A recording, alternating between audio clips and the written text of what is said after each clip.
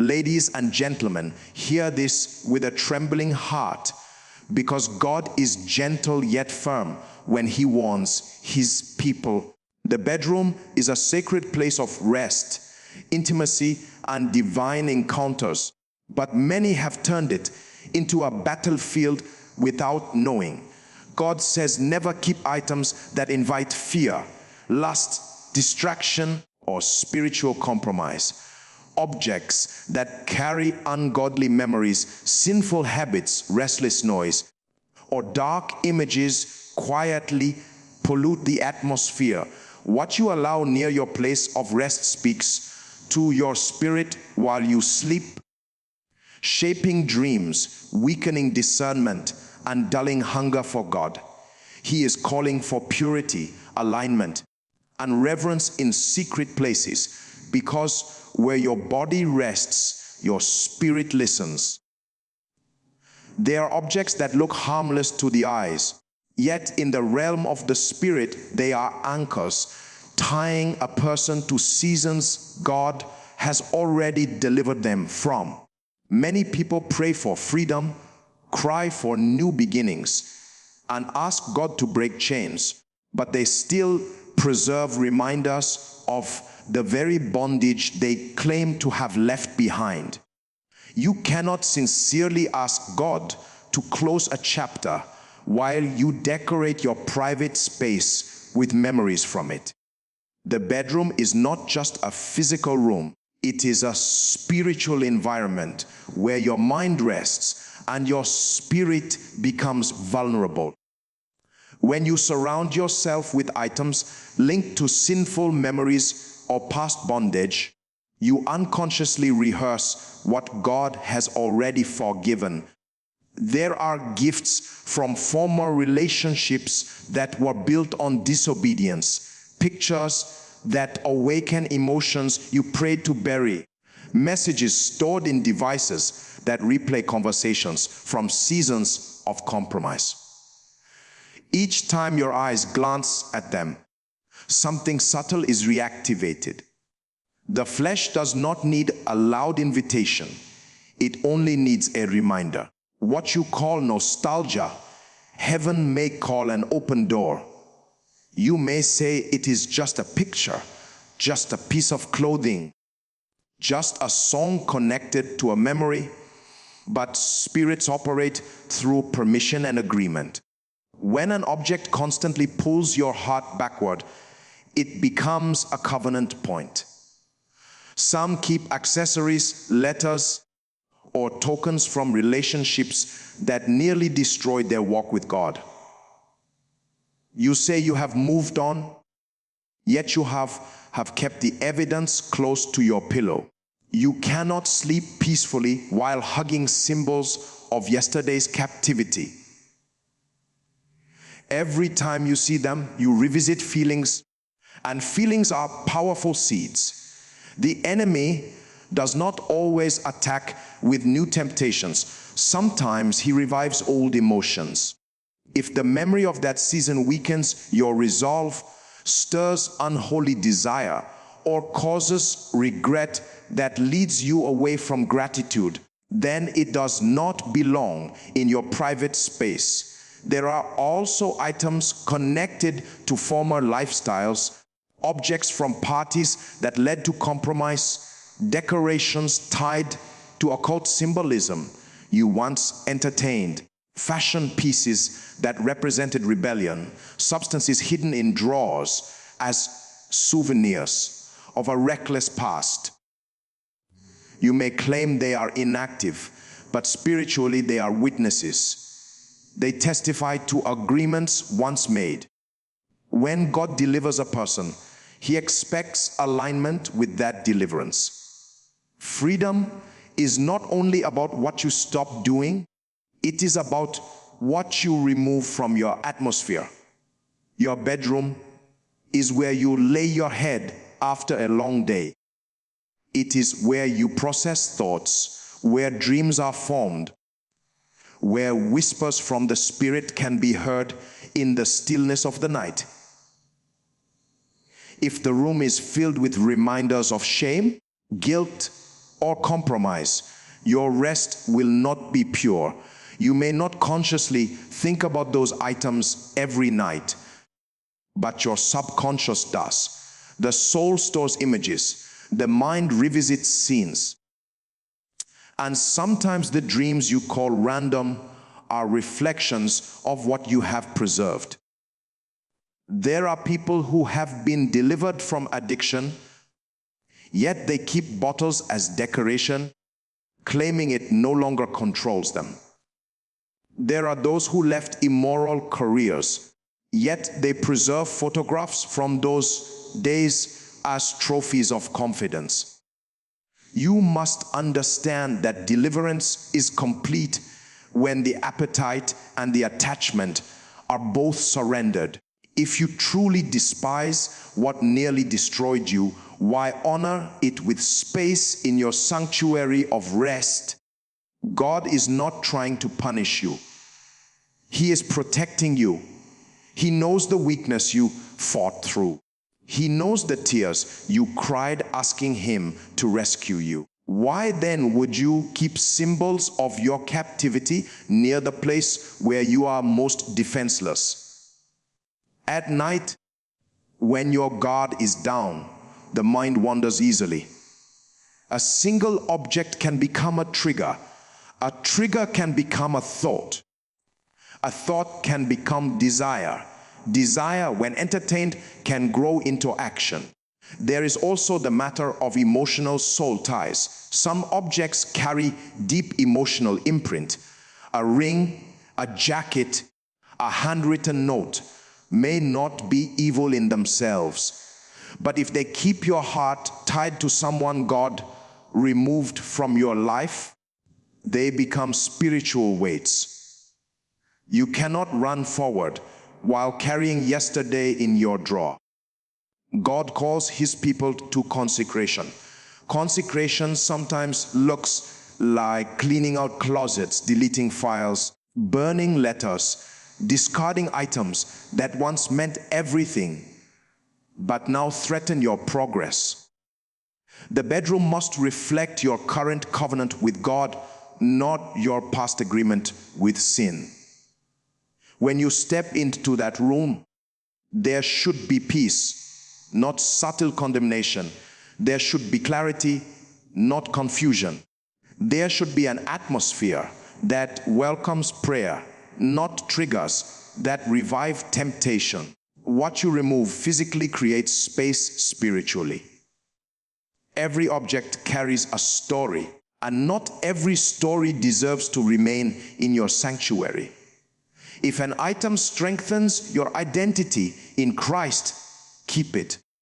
If it whispers the language of your former bondage, let it go. Purity is not sustained by willpower alone. It is protected by boundaries. Many people struggle with private battles, not because they lack love for God, but because they have allowed silent gateways to remain open in their most intimate space. The bedroom is a place of vulnerability. It is where thoughts are unfiltered, where imagination is active, and where the flesh often negotiates with the spirit. When items that promote lust or impurity are kept within reach, the battle becomes unfair. You cannot pray for a clean heart while surrounding yourself with triggers that inflame unclean desires. Lust does not always announce itself loudly. Sometimes it sits quietly in the form of magazines, suggestive images saved on devices, movies cued for late night watching, or music that awakens sensual fantasies. You may call it entertainment, but your spirit absorbs more than you realize. What you repeatedly expose yourself to becomes normal. What becomes normal eventually feels harmless, and what feels harmless slowly reshapes your convictions. God warns not because He wants to restrict joy, but because He understands the progression of compromise. There are people who kneel beside their beds to pray, yet on the same bed lie materials that contradict their prayer. The contradiction creates internal conflict. You ask God for strength to resist temptation, but you keep temptation within arm's reach. The flesh is stimulated by sight, sound, and memory. If your room contains posters, books, clothing, or digital content designed to arouse sensual desire outside the boundaries God ordained, you are feeding the very appetite you are trying to starve.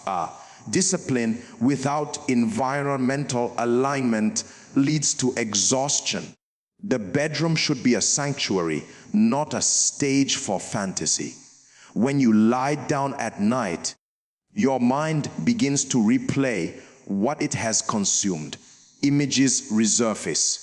Scenes are reconstructed. The imagination is powerful. It can build altars of holiness or altars of indulgence. Items that promote impurity give the imagination raw material. They provide reference points for daydreams and night thoughts.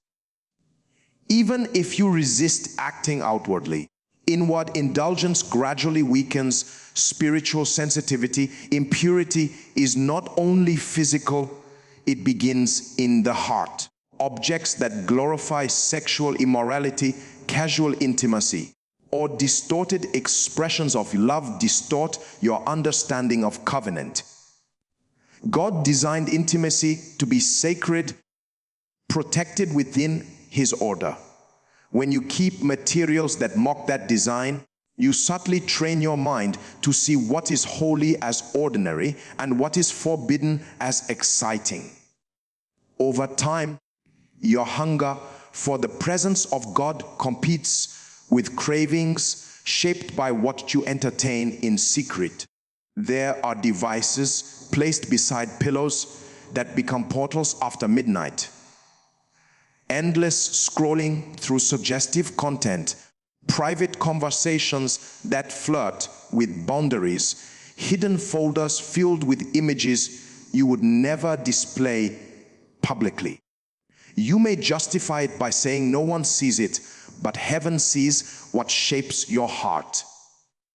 The bedroom is not hidden from God. He desires truth in the inward parts. If you would be ashamed for someone to walk in and see what you keep near your bed, that discomfort is a signal. Some keep certain clothing purely for the purpose of attracting attention in ways that stir lustful responses. Others preserve books and materials that normalize perversion, calling it modern or progressive. But spiritual maturity requires discernment.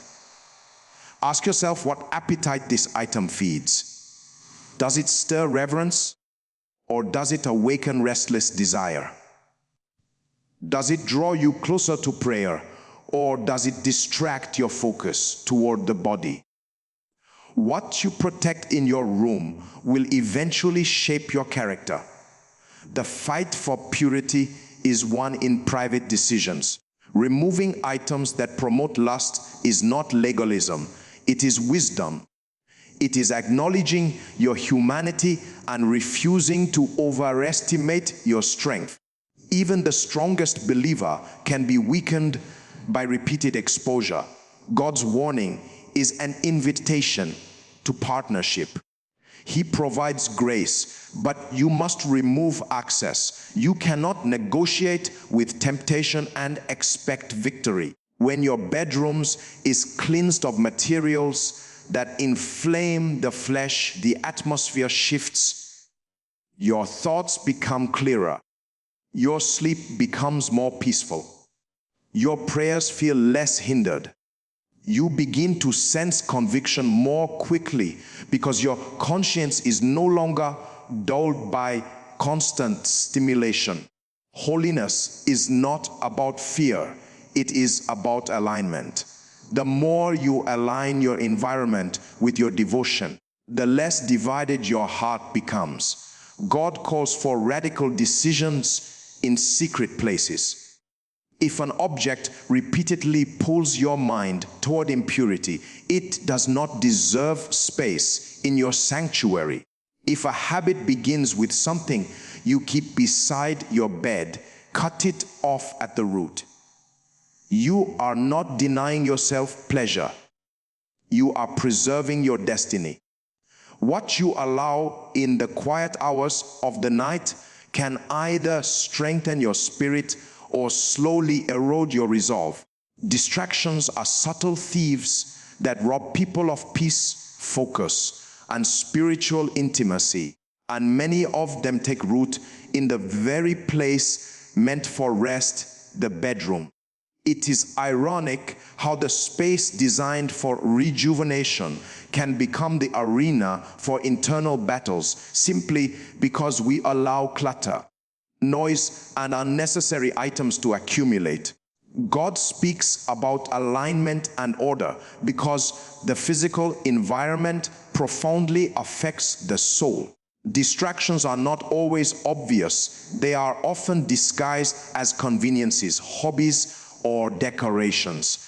Yet, even these seemingly innocent things can disturb the harmony needed for prayer, reflection, and true rest. The bedroom is where the mind unwinds, and what it sees, hears, and experiences in this private space forms habits and patterns that influence behavior in the waking hours. Think of the bedroom as the control center of your life. Every item, every sound, and every screen has the potential to speak to your spirit. Devices left constantly active, notifications pinging every few minutes, televisions or radios running in the background. They do not just occupy space, they occupy attention.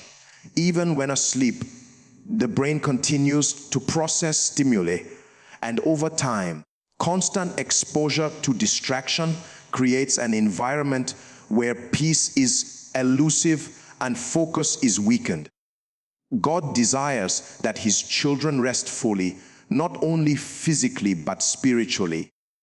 Distractions hinder this because they feed a restless mind, one that struggles to settle into the calm necessary for communion with him. People often underestimate the cumulative effect of seemingly small distractions. A stack of work papers on the nightstand may seem harmless, but it carries anxiety and unfinished thoughts into the place meant for restoration. Personal projects left unfinished, messages from friends that constantly demand attention, even decorative items that evoke stress or comparison.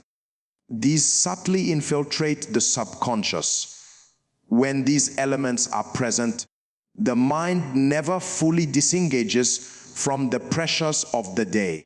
It is impossible to experience true spiritual clarity when the room subtly reminds you of obligations, past mistakes, or unresolved issues. God calls his people into a space of peace because a distracted heart cannot discern his voice. Clutter, both physical and digital, is a major source of distraction. Many people fail to see that a messy room is not merely untidiness. It is a statement to the spirit. Piles of things you no longer use, gifts you never valued, or objects that evoke unresolved emotions take up psychic and spiritual energy. The presence of such items keeps the mind wandering, and wandering minds are fertile ground for worry, fear, and temptation. When the bedroom is disorganized, it is hard to find stillness. God's warning is that if your environment is not conducive to quiet reflection, then you are allowing interference in the sacred rhythm of rest, prayer, and meditation. True victory requires the elimination of what steals your attention from God, even in subtle ways. Distractions also appear in the form of electronic temptations. Phones, tablets, laptops, they are indispensable tools for work and connection, but they can also become gateways for procrastination, gossip, and spiritual dullness. Late night scrolling, constant notifications, and the presence of content that does not build up the spirit make it impossible to enter the quiet necessary for reflection. You may say you are strong enough to ignore it, but God knows the cumulative influence of repeated exposure. He desires for His children to create a sanctuary, not a trap in the place where they sleep. Because what you allow in your private quarters shapes your internal environment far more than you realize. Even habits that seem positive can become distractions when placed in excess or inappropriately. Books meant for learning can become procrastination devices if left haphazardly within reach of the bed. Hobbies that are meant to refresh can overstimulate the mind. Spiritual resources, when hoarded or stacked carelessly, can actually become barriers rather than bridges. The principle is simple. What is in your bedroom should align with the purpose of rest, clarity, and communion with God. Anything that draws attention away from these purposes, no matter how small, is a distraction that should not be tolerated. The enemy does not need loud weapons to weaken a believer. He works through constant, subtle interruptions that prevent deep engagement with God. Noise is another form of distraction that infiltrates the bedroom. Some people leave fans, air conditioners, or music running all night, thinking it helps them sleep. Yet continuous sound, even soft, can mask the still small voice of God. Silence is powerful. In quietness, the heart is tuned to perception, conviction, and revelation. Anything that interferes with this sacred listening is contrary to the purpose of rest God intends. Distraction in the bedroom does not only steal attention, it dulls sensitivity to the spirit. A cluttered or noisy environment can create a dull conscience and a hardened heart, even when outwardly one seems devoted. God is concerned with the interior alignment that reflects externally through peace, focus, and discernment. Finally, distractions in the bedroom also affect dreams and subconscious processing. The mind continues to organize thoughts during sleep, and what occupies the environment can influence dreams, emotions, and even decision-making. If the room is filled with chaos, unnecessary gadgets, or visual stimuli, the subconscious works overtime to process it. Rest becomes shallow. Impressions from God may be missed, and the ability to wake refreshed and spiritually sensitive is diminished. God calls His children to order, to remove distractions, and to cultivate spaces where the body, mind, and spirit can rest fully. Every object that occupies the bedroom must either contribute to peace or be removed, because the sanctuary of rest is too sacred for interference. Spiritual darkness is subtle, deceptive, and often begins with the smallest compromises. Many people do not realize that the bedroom, meant to be a place of rest and divine encounter, can become a doorway for fear, negative energy, and ungodly influence if certain items are allowed to remain. God warns against keeping anything that carries fear, darkness, or ungodly symbolism, because these objects silently communicate messages that shape the mind, heart, and spirit. Even when an item seems harmless, its spiritual imprint can attract unrest, anxiety, and oppression. The enemy does not need a loud invitation to work.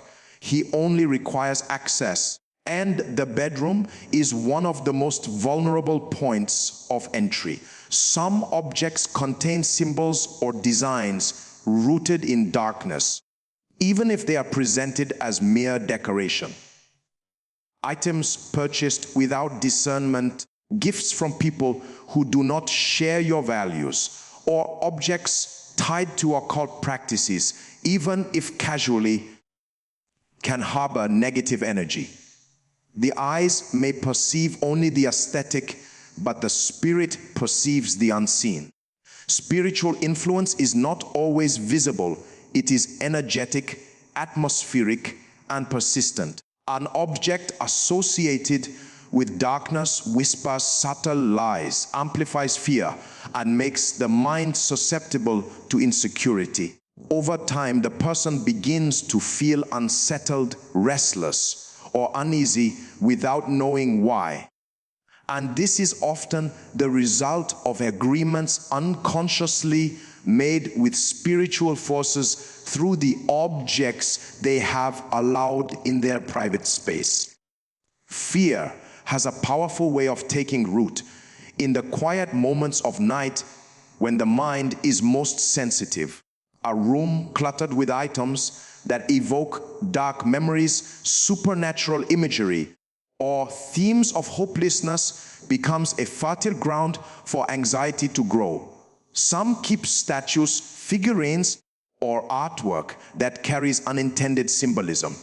Others display books, movies, or relics from practices they no longer follow, believing them to be harmless. The danger lies in the accumulation of these items, for each one reinforces subtle fear patterns. God wants the bedroom to be a sanctuary, not a stage where fear rehearses its lines. Every night, as the mind processes experiences and the soul reflects, what is present in the room affects what is absorbed.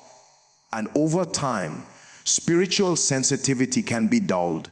Ungodly symbolism can also appear in objects that seem trivial: charms, pendants, crystals, or talismans that people display for beauty or curiosity.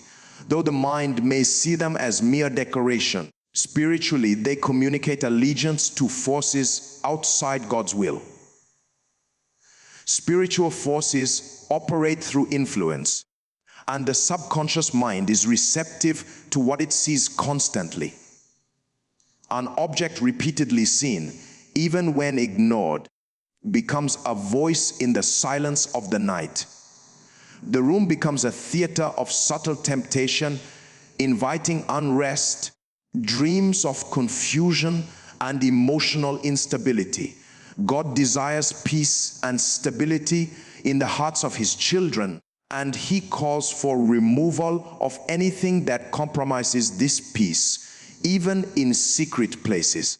Some people have kept items tied to fear as if they are reminders of past victories over darkness, thinking it honors their journey.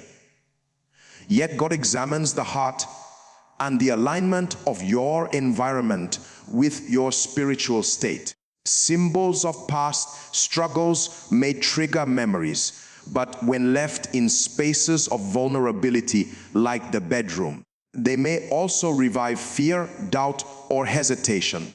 The enemy does not need to introduce new attacks when he can exploit what is already present. Each item that carries dark energy becomes an open invitation for unrest, affecting sleep, clarity of thought, and sensitivity to God's voice.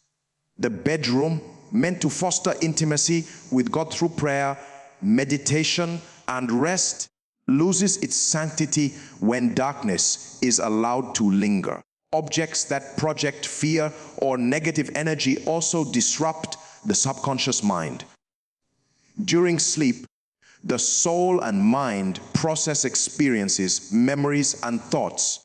The presence of symbols or items tied to darkness influences dreams, emotional responses, and even waking attitudes. A restless mind, frequent anxiety, or irrational fears can often trace their origin to objects that hold spiritual weight.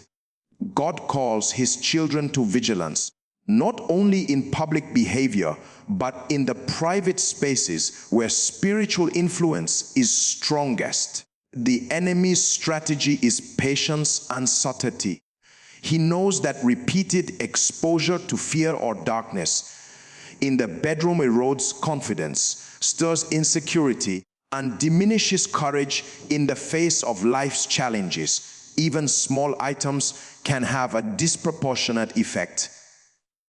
A painting, a book, a figurine, or a digital image that represents darkness, violence, or despair may seem insignificant in isolation, yet collectively they create an atmosphere that fosters unease. God's design for the bedroom is peace, clarity, and receptiveness to divine guidance.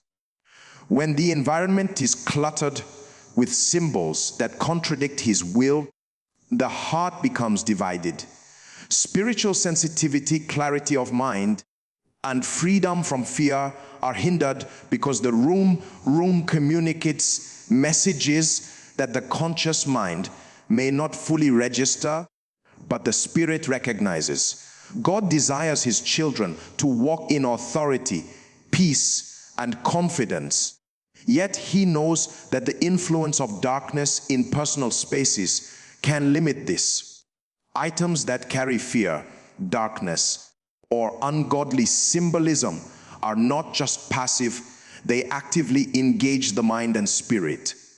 They shape thoughts, affect emotions, and influence dreams.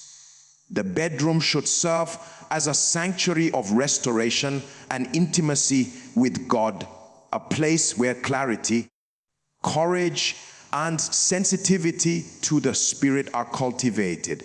Removing objects that carry ungodly influence is not a mere ritual. It is a strategic spiritual decision that aligns the environment with the life God intends for his children, ensuring that rest, reflection, and prayer are uninterrupted by forces that seek to disturb peace.